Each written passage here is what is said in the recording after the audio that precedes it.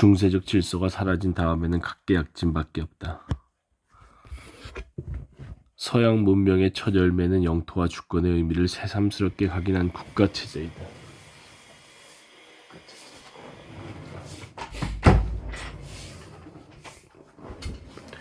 영토와 주권, 국가체제. 프랑스와 영국이 서유럽의 선두주자로 나섰고 합스부르크의 독일과 에스파냐가 보수의 총본산으로 그에 맞선다. 합스부르크의 독일과 에스파냐.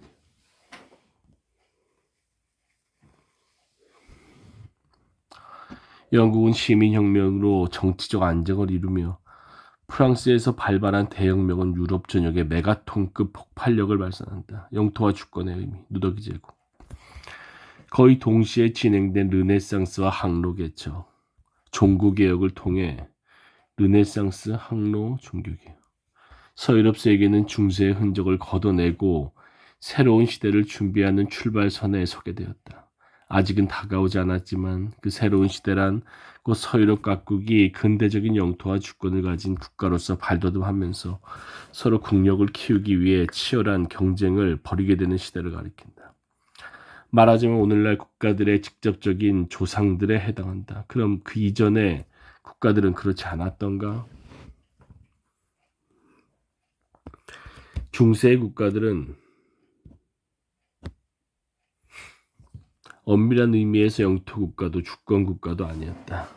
영토는 있었지만 오늘날과 같이 국경선으로 꼼꼼히 구획된 개념의 영토가 아니라 봉건 영주의 지배 지역을 중심으로 하여 사방으로 퍼져가는 점 개념의 영토였다. 영토가 확정되어 있지 않았으므로 주권도 불분명했다. 주권의 주인은 물론 봉건 영주였지만 주권이라는 말은 봉건 군주를 뜻하는 프랑스어에서 비롯되었다.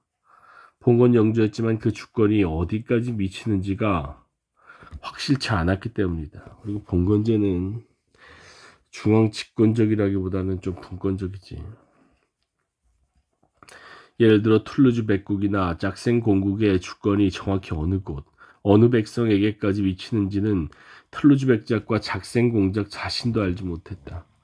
영주의 장원이 있는 중심지는 나라가 망하지 않는 한 불변이었어도 그 경계선은 그때그때 사정에 따라 끊임없이 변화했다. 명확하지 않았구만. 이렇게 애초부터 분립적인 서유럽 세계가 그런대로 통합성을 유지할 수 있었던 이유는 바로 로마 교황청 때문이었다. 세속의 영역은 무수히 나뉘어 있었어도 신성의 영역은 하나였고 세속군주들은 교황의 영적 지배 및 그에 따르는 어느 정도의 세속적 지배, 영적 지배를 나름대로 인정하고 있었다. 이렇게 보면 중세 서유럽 세계는 각 봉건군주들이 내정의 자치권은 가진 채 외교권은 교황에게 맡겨두고 있었던 하나의 거대한 제국이라고 할 수 있다. 중세 서유럽 세계는 제국. 여기서 교황은 각국 간의 분쟁에 관하여 이를 해결하는 국제질서의 조정자라는 역할을 맡았다. 교황. 토르데시아스 조약 같은 경우가 그 사례다. 점 개념의 영토. 이는 일찍부터 선 개념의 영토 국가가 성립한 동양의 경우와 대조를 보인다. 중국은 대륙을 최초로 통일한 진 제국 때부터 영토 개념이 분명했으며 한반도의 경우에는 고려 중기 윤관의 북방정벌이 이루어진 때부터 분명한 영토 국가를 이룬다. 이때도 중국의 한 지방이라는 의미가 강했지만 통일 신라 시절보다는 중국과 일체감이 약했다. 물론 서양의 봉건 영주들, 군주들이라고 해서 땅 욕심이 적었던 것은 아니다. 다만 그네들은 동양처럼 강력한 중앙 집권력이 없었기에 영토국가의 성립이 늦었을 뿐이다. 따라서 종교개혁으로 교황권이 몰락한 것은 단순히 종교상의 문제만이 아니었다. 그랬다면 종교개혁은 종교사에서만 다뤄도 충분할 것이다. 종교개혁으로 교황권이 몰락. 통합을 지지하고 있던 교양권이 몰락한 거지, 종교개혁으로. 이게 그동안 교황이 하고 있던 국가 간 통합성의 역할을 요청한 어떤 계기가 됐나? 다른 말로. 종교개혁은 중세라는 틀을 유지해온 국제질서의 중심을 무너뜨렸다. 서유럽 각국은 이제 스스로의 의지와 힘으로 새로운 국제질서를 만들어야 했다. 그 과정이 20세기까지 지속되었으므로 중세 이후는 하나의 시대로 묶을 수 있는 것이다. 나중에 보았지만 정확히 한정하면 제2차 세계대전이 그 끝이다. 따라서 2차 대전 이후 500년 만에 새로운 국제질서, 그것도 전 세계를 묶는 질서를 만들어가는 과정이 된다. 2차 세계대전 이후는 500년 만에. 그런데 중세에도 제국은 있었다. 교황이 지배하는 영적인 제국이 아니라 현실의 제국이 엄연히 존재하고 있었다. 그게 바로 신성 로마 제국이다. 신성 로마 제국이 아니던가. 신성 로마 제국. 제국에서 국가로 14, 15세기 무렵의 서유로 지역에서 제국이 아니라 지역에서 국가로 거의 개별적인 나라를 이루었던 지형들이 오늘날 대부분의 지역이나 도시 이름으로 바뀌어 있음을 주의할 것은 아직까지는 선적 개념의 영토가 확실히 자리 잡지 못했다는 점이다. 따라서 이 시기 유럽 각국의 영토를 색으로 명백히 구분하고 있는 역사 부도는 잘못이다. 서서히 주권과 영토의 개념을 각인한 지배 세력들이 출현하고 그에 따라 오늘날과 같은 국경선 국가의 모습이 등장하게 된다.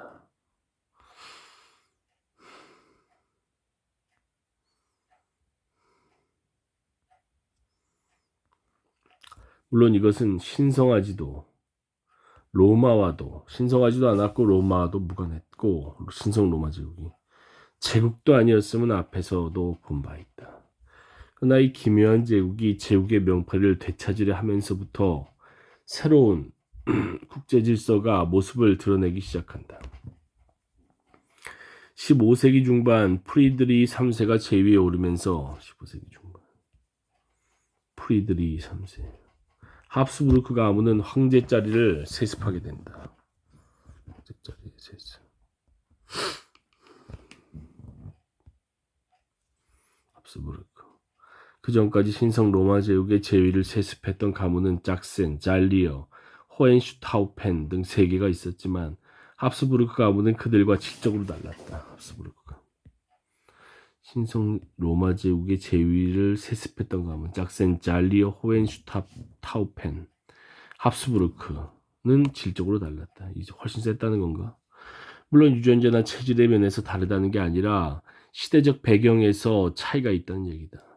15세기 중반이라면 중세가 거의 해체되고 서유럽 각국이 새로운 개념의 국가를 형성해 가던 와중이었으니까.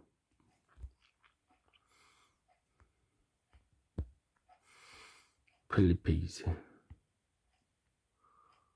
40년이나 넘는 제위기간 동안 그는 에스파냐를 일약 유럽의 강국으로 성장시켰으나 그것은 그의 치적이라기보다 신대륙에서 유입된 경제적 부에 힘입은 바가 컸다. 결국 그의 마녀 에스파냐는 무적 함대를 이루며 몰락하기 시작한다. 펠리페 2세. 앞에서 본 것처럼 프리드리 3세는 통혼이라는 대단히 육탄적인 정책을 구사했는데 당시 상황에서 이는 매우 적절하고도 효과적인 외교술이었다. 이름만 제국일 뿐 프랑스와 영국 같은 전통의 강국 나아가 에스파냐 같은 후발주자보다도 국력이 약했던 신성 로마 제국이 이랴 강국의 반열에 오르게 된 것은 바로 그 정책, 통원 정책 때문이었다. 프리드리 3세와 그 아들 막시밀리안 1세의 대를 이은 통원 정책, 그리고 합스부르크 가문은 다음 황제인 카를 5세 때에 이르러 에스파냐에서 헝가리에 이르는 대제국을 이루게 된다. 카를 5세 때. 스페인에서 헝가리. 그러나 동서로 2000km가 넘는 지역을 모두 아우른 것은 아니었고 더구나 제국에 걸맞는 중앙 집권력이 없었으니 실상 합스부르크 제국은 천조각들을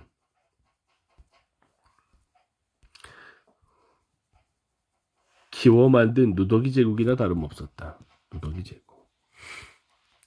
통원으로 만든 제국의 한계다. 누더기라면 그 중에 좋은 조각도 있다는 얘기다. 그곳은 어디였을까? 단연 에스파냐다. 당시 에스파냐는 신대륙에서 들여온 막대한 양의 금과 은을 미천 삼아 서유럽 세계의 새로운 경제 중심지로 떠오르고 있었다. 카를 5세가 신성 로마 제국의 전통적 중심지인 오스트리아를 팽개치고 에스파냐에 오랫동안 머물렀던 이유는 이 점에도 있었다. 오스트리아를 카를 5세가 에스파냐에 오래 머물렀다. 그러나 합스부르크 제국에게는 적이 많았다. 우선 카를 5세와 황제자를 놓고 싸웠던 프랑스가 있고 종교개혁으로 생겨난 신교 연방 군주들이 있으며 합스부르크 제국이죠. 헝가리까지 손에 넣고 오스트리아를 위협하고 있는 당시 세계 최대의 강국인 투르크의 오스만 제국이 있었다. 전통적으로 신성 로마 제국의 지원 세력이었던 독일 연방 군주들마저 신교와 구교로 분열된 상황에서 합스부르크 제국은 오로지 에스파냐의 경제력만을 바탕으로 이 세 적수와 싸워야 했다. 에스파냐의 경제력. 결과는 비참했다. 1529년 빈을 포위한 투르크군은 간신히 물리쳤으나 1538년에는 지중해에서 투르크 함대에게 패배했고 1555년 아우구스부르크 화의에서 루토파 군주들에게 양보해야만 했다. 게다가 북이탈리아 영향권을 놓고 벌이던 프랑스와의 다툼에서도 제국은 승리하지 못했다. 1559년 카톤 캉브레지 조약에서 북이탈리아를 유지하는 대신 라인 강명의 요지들을 모두 프랑스에 내준 것이다. 이 문제는 알자스 로렌 분쟁으로 19세기 말까지 두고두고 프랑스 독일 간의 대립을 야기한다. 알자스 로렌.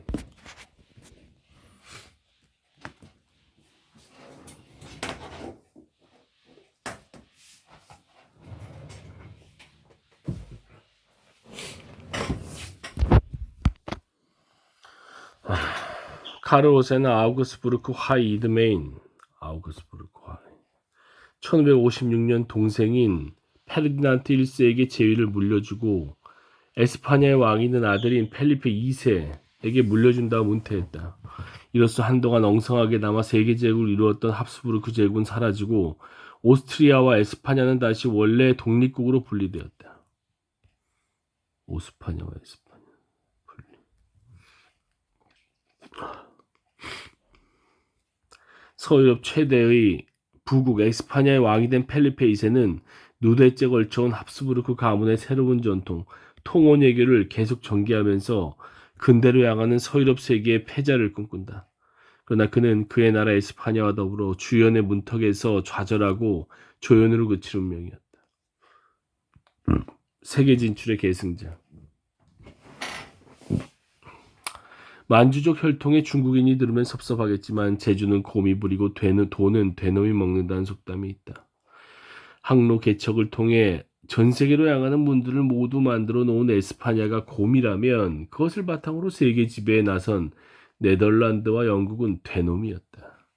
원래 일하는 자와 누리는 자가 늘 달랐던 게 인류 역사 아닌가. 아무리 가문의 내력이라지만 펠리페 2세의 통호는 정도를 지나친 감이 있다. 펠리페 2세의 통호. 그는 포르투갈 왕녀, 영국 여왕, 프랑스 왕녀, 합스부르크 왕녀와 4차례나 결혼을 하는데 이것이 모두 성공했다라면 아마 그에 대해서 합스부르크 가문이 부활한 것은 물론 서유럽 세계는 16세기에 정치적으로 통일을 이루었을지도 모른다. 그러나 그중 통혼의 결실을 거둔 것은 포르투갈을 상속받아 합병한 것뿐이었다. 특히 1554년에 왕비로 맞아들인 영국의 메리 1세는 아버지 카를 5세의 이모 캐서린의 딸이었고 합스부르크 왕녀 안나는 카를 5세의 외손녀였으며 펠리페는 항렬에 위아래를 가리지 않고 닥치는 대로 통혼했던 셈이다.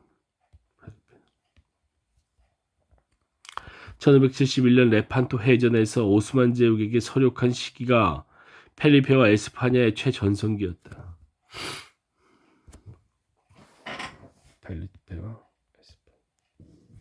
에스파냐는 이제 대서양 항로를 독점하는 것은 물론 지중해 무역에서도 패자가 되었다. 펠리페가 특별히 엄청난 공과 돈을 들여 육성한 당시에 에스파냐 함대에 영국인들이 무적 함대라는 이름을 붙인 것도 무리는 아니다. 그러나 절정의 기쁨을 맛보기가 무섭게 에스파냐는 쇠퇴기로 접어든다. 영국은 1558년 노예무역과 약탈을 일삼던 영국, 노예무역과 약탈을 일삼던 해적두목 드레이크가 이끄는 함대로 무적 함대를 무찔러 자신들이 지은 이름을 무색했다. 무적 함대를 이긴 건 어떤 함대라고 불러야 할까? 이 사건을 계기로 에스파냐는 쇠퇴의 늪으로 빠져들지만 실상 에스파냐의 몰락을 부른 것은 그것만이 아니었다.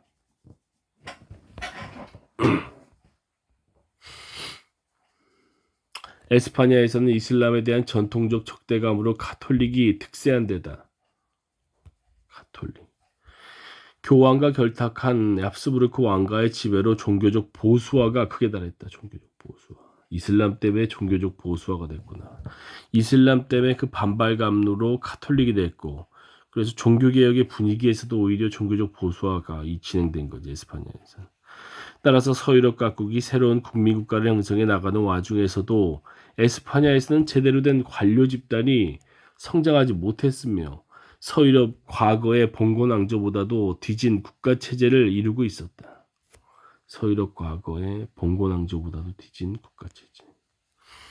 그나마 에스파냐를 버티게 해준 것은 신대륙에서 유입된 막대한 이익이었는데 이마저도 왕실의 사치와 방탕, 프랑스와의 지리한 다툼, 투르크와의 전쟁 등으로 인해 바닥날 지경에 이르렀다. 재정이 부족해지자 신대륙에서 오는 금과 은은 점차 에스파냐를 무사 통과해서 다른 나라로 유출되기 시작한다.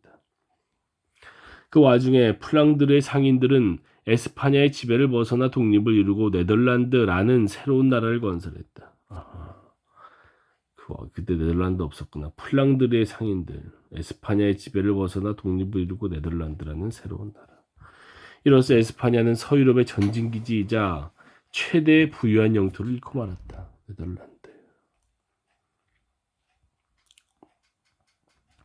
이런 상태에서 시작된 것이 바로 영국과의 전쟁이다. 스페인과 영국의 전쟁. 그래서 레판토 해전에서 졌다는 거야? 그런 거야.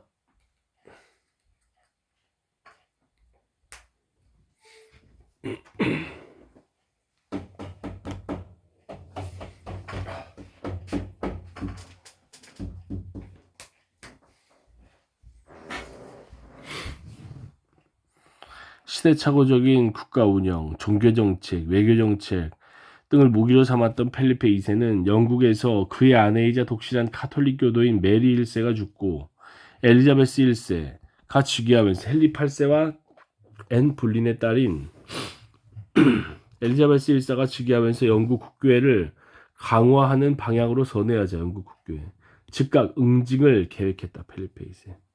그 결과가 바로 무적함대의 참패였던 것이다. 이제 되돔의 정체는 서서히 드러나고 있었다.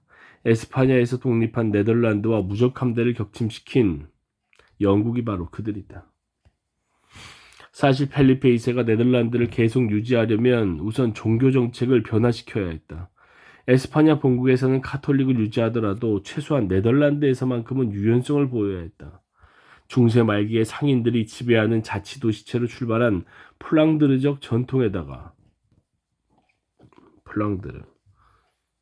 프로방스와 플랑드르가 네덜란드구나. 플랑드르적 전통에다가 루터와 칼뱅의 종교개혁이 가장 큰 결실을 거둔 지역이 바로 네덜란드가 아니었던가. 펠리페의 종교 탄압은 네덜란드의 상인들은 물론 전통적인 귀족들마저도 적으로 만들어버린 대악수였다. 카톨릭 귀족으로 성장하고 젊은 시절 에스파냐 궁정에서 카를 5세와 펠리페 2세를 위해 일한 적이 있는 네덜란드 총독 빌렘. 총독 빌렘은 과묵공이라는 별명답게 웬만하면 참으려고 했다. 그러나 펠리페 2세는 총애하는 측근을 총독으로 앉혔으면서도 믿지 못하고 계속 다른 측근들을 네덜란드에 보내 간섭하는 데다가 이 에스파냐인들인 네덜란드의 토착 귀족들과 자주 마찰을 빚었다. 여기에 결정적으로 빌렘의 꼭지를 돌게 만든 펠리페의 신교박해였다. 1567년 펠리페는 군대를 파견하여 종교개혁의 분위기에 휩싸여 있는 네덜란드의 신교도들을 색출하기 시작했다. 이를 피해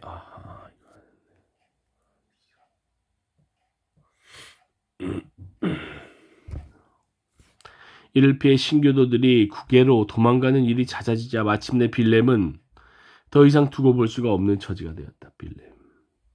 국민이 있어야 국가가 성립할 것이 아닌가. 일단 망명자들을 따라 국외로 망명한 빌렘은 신교도들로 군대를 편성하여 곧바로 네덜란드 탈환 작전에 나섰다. 원래부터 신교도가 우세였던 홀란트주를 점령한 뒤 남부의 카톨릭주들이 반발하자 빌렘은 신교도들의 북부 7주만을 규합하여 위트레흐트 동맹을 결성하는데 1581년 독립을 선언하면서 이 동맹이 곧 네덜란드 연방공화국을 이룬다. 빌렘은 1584년 카톨릭 교도에게 암살되었으나 그의 후손들은 19세기의 네덜란드 왕가를 이루 오늘날까지 이루고 있다. 빌렘 암살됐구나. 플랑드 시절부터 원래 모직물 공업과 해외 무역에는 일가견이 있었던지라 네덜란드는 독립을 이루자마자 즉각 해외 진출에 나섰다. 더군다나 때는 바야흐로 과거에 플랑드르 상인이 지배했던 지중해 무역 정도가 아니라 에스파냐가 개척해 놓은 항로를 통해 전 세계가 하나의 무역권으로 되어가는 시대였다. 지중해 중개 무역을 통해 갈고 닦은 항해술과 새로 개척된 대서양의 항로가 결합되면서 네덜란드는 보잘것없는 영토의 규모에 어울리지 않게 에스파냐에 뒤이어 전 세계를 대상으로 하는 해외 무역의 중심지로 발돋움하게 된다. 영토 국가의 선두주자. 중세의 해체는 변방에서부터 시작되었다. 중세의 해체. 서쪽 변방 이베리아에서 대항해 시대가 열리고 남쪽 변방 이탈리아에서 르네상스가 빛나고 대항해와 르네상스. 동쪽 변방 독일에서 종교개혁의 파도가 휩쓰는 동안 서유럽의 전통적 중심지인 프랑스는 상대적으로 조용했다. 물론 바깥에서 볼 때 그랬다는 얘기다. 원래 변방에서는 변화를 추구하지만 중심에서는 안정을 추구하는 법이다.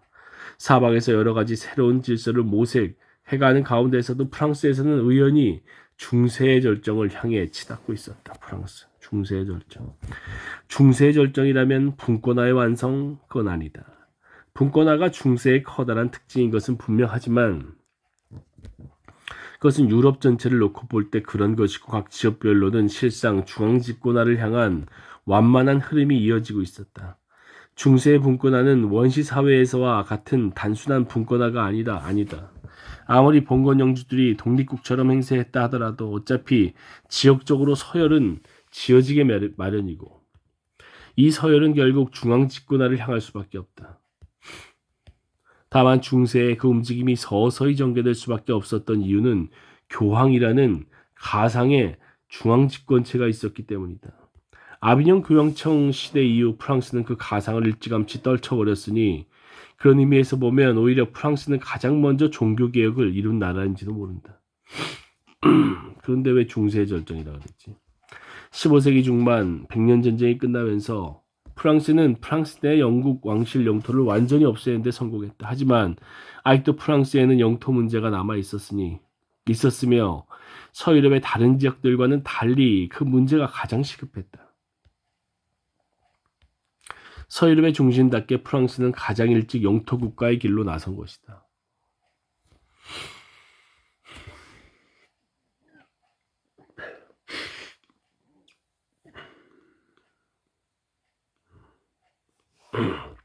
그런 점에서 비록 세계사적으로도 항로 개척과 르네상스, 종교개혁이 더 중요한 사건들이겠지만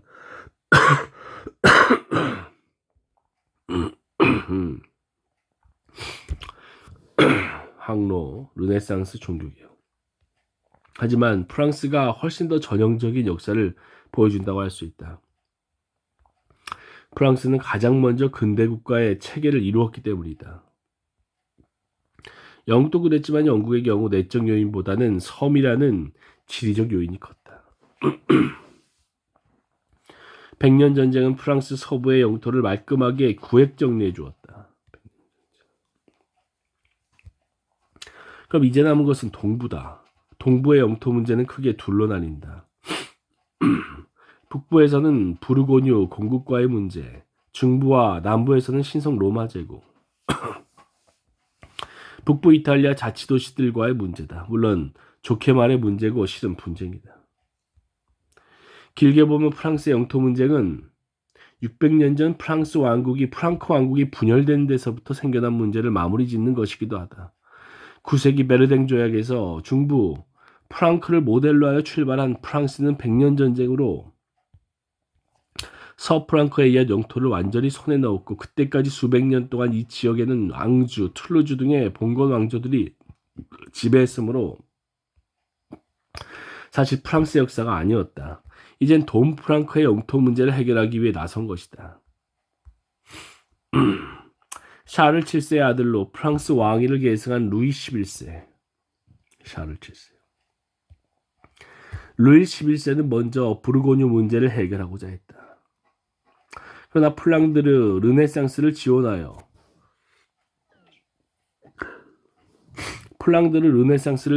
후대 역사가들에게 유럽의 대공이라는 영예로운 별명으로 불리는 부르고뉴의 영주 필리프 2세는 발루아 가문의 새까만 후배 루이 11세가 걸어오는 시비에 신경 쓰지 않았다. 필립 2세는 문화와 학문을 애호하는 군주였으나 대개 이런 군주는 정치적으로 무능하기 마련이다. 필립 2세. 그러나 그의 아들 샤를은 달랐다. 1467년 아버지의 뒤를 이은 샤를은 프랑스 왕가의 영향력을 벗어나 부르고뉴를 독립왕국으로 발전시키려는 움직임을 보인다. 부르고뉴.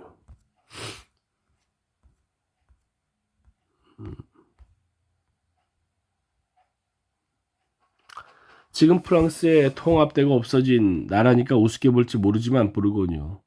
당시 부르고뉴 가문은 서유럽 전체에서 프랑스 왕가인 발루아 가문 다음으로 세력이 컸다. 부르고뉴는 그 이름부터 로마 제국 말기에 성립한 부르고뉴에서 유래했고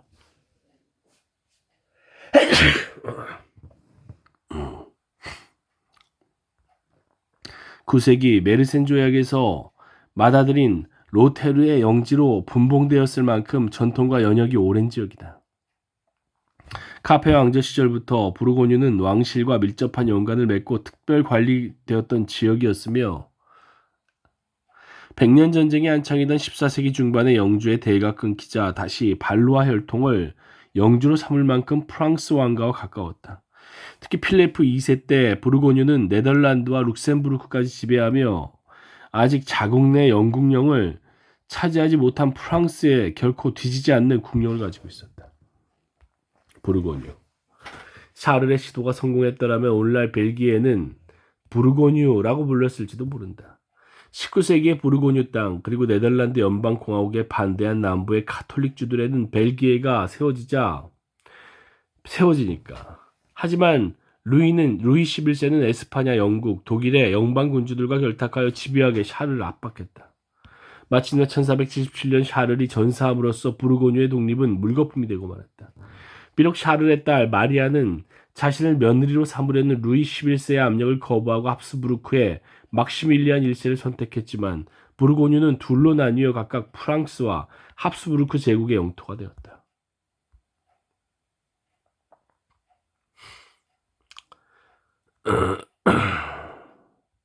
이제 프랑스의 영토 문제는 북이탈리아에 대한 지배권을 놓고 신성 로마 제국의 합스부르크와 결전을 벌이는 것만 남았다. 신성 로마 제국의 합스부르크. 여기에 적극적으로 나선 사람이 바로 프랑수아 1세였다. 앞서 보았듯이 그가 신성 로마 제국의 지위를 놓고 카를 5세와 겨룬 이유도 실은 북이탈리아의 영토 문제였다.